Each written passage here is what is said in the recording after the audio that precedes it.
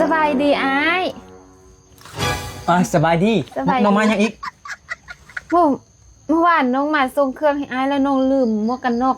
ดูหมวกกันน็อกโดยน้องว่าอีกกลับเอาอ๋อไอ้ได้เก็บไว้บอกผู้มาถ่ายรูปมันติโดยแม่นหมวกนี่อยู่นี่แหละเข้าใจไอ้เด้อเบิ่งอยู่กับบ่แม่นหมวกอ้ายนะต้องเป็นหมวก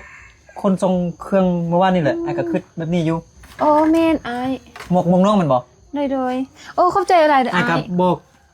บ่เป็นหยังเอาไปเลยคนไอ้5อย่างได้มาน้องขอถ่ายรูปก่อนได้บ่ถ่ายรูปอีกคนคือไอ้5อย่างนี่เก็บเครื่องคล้องไว้ให้จะถ่ายรูปไว้แต่ไอ้บ่ได้เก็บนะปะไว้บนเก่านะไอ้เบิ่งให้ได้จับเบิ่งให้น้องถ่ายรูปอีกอายันมีอาเห็นเป็นหยังไอ้ถ่ายรูปกันนอกซื่อๆน่ะเดี๋ยวหอมเกมอีกโอ้คนลุกมันเหรอไอ้ใส่หมวกกันน็อกให้น้องเลยใส่ยังใส่เพื่อถ่ายเป็นที่ระลึกนี้ไอ้เป็นคนดีไอ้เป็นคนดีโดยใส่ยังจะคือมักถ่ายรูปเลยก็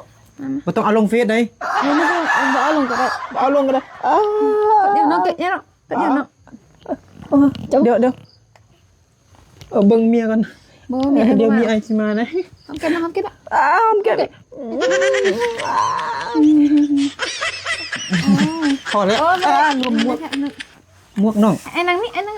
หมวกน้องโอ้ปะวันนี้กันก็ได้ถ่ายรูปก่อนถ่ายรูปอีกเลยนั่นนี่กันพอแล้วพอเถอะ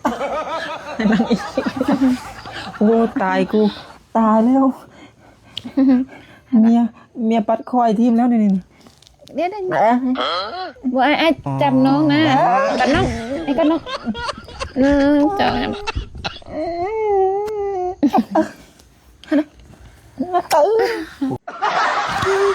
อ้น่ะอุ้มน้องแน่อุ้มอีกน้องจับมันกันน้องหลายอุ้มน้องไทยเฮ้ยพอแล้วบอกไอ้พอแล้วพอแล้วโอ้ยอยู่บนไหนเธอนะเดี๋ยวไม่กินน้ำส้มบ่เอากินแล้วก็กลับบอกเอาให้อุ้มนี่ก่อนไอ้อุ้มนี่ก่อนโอ้ตายปะน้ำส้มก่อนก็ได้เข้าไปอย่างไอ้ไอ้เป็นคนดีเด้น้องก็เลยอยากถ่ายเป็นที่ระลึกเป็นคนดีกับถ่ายรูปธรรมดาลงเฟซก็ได้แล้วไอ้นี่ถ่ายแบบนี้ไม่ได้ลงเฟซบ่ได้น้องนะไปก่อนไอ้จะอุ้มน้องฝากไปเรียกได้อุ้มอีกเลยอุ้มไม่โอ้เดี๋ยวถ่ายเป็นที่ระลึกเนาะ1 2 3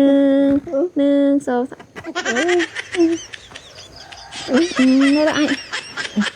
โอ้เข้าใจเด้อไอ้เด้อพอแล้ว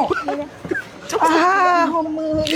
ไปกูไปละจุ๊บไปก็คุยเด้อไอ้กูไปไม่ขอใจหรอก